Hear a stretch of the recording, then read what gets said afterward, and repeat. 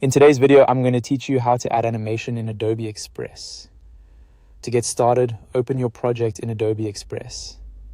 This can be any design you're currently working on, whether it's a social post, presentation slide, video scene, or another creative layout. Before adding animation, it helps to have your content already placed on the canvas so you can clearly see which part you want to bring to life. Next, select the element you want to animate. This could be text, an image, a shape, or another object in your design. In this example, we're applying animation to a text element, which is a great place to start because it makes the effect very easy to notice. Just click directly on the item so Adobe Express knows that's the layer you want to edit. Once your element is selected, move over to the left side panel and click the Animation tab. This is where all of the animation options for the selected object will appear. If you don't see the effect right away, make sure the correct element is still selected, since animation controls are tied to the item you click on. Inside the animation section, you can filter the types of animations being shown. For example, you may see categories like in, loop, and out.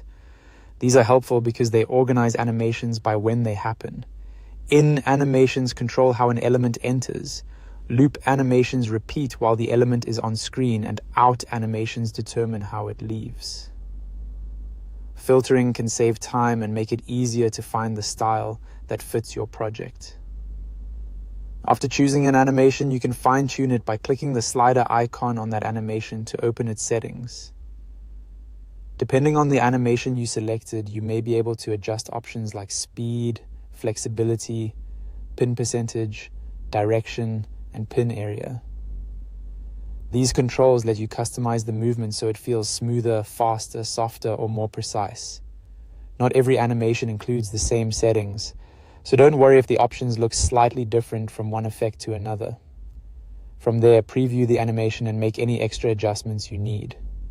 This is an important step because even a small change in speed or direction can make the animation feel much more polished.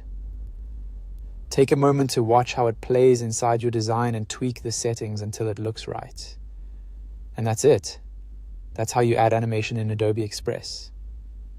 Once you've done it once, it becomes a quick and easy way to make your designs feel more dynamic and engaging.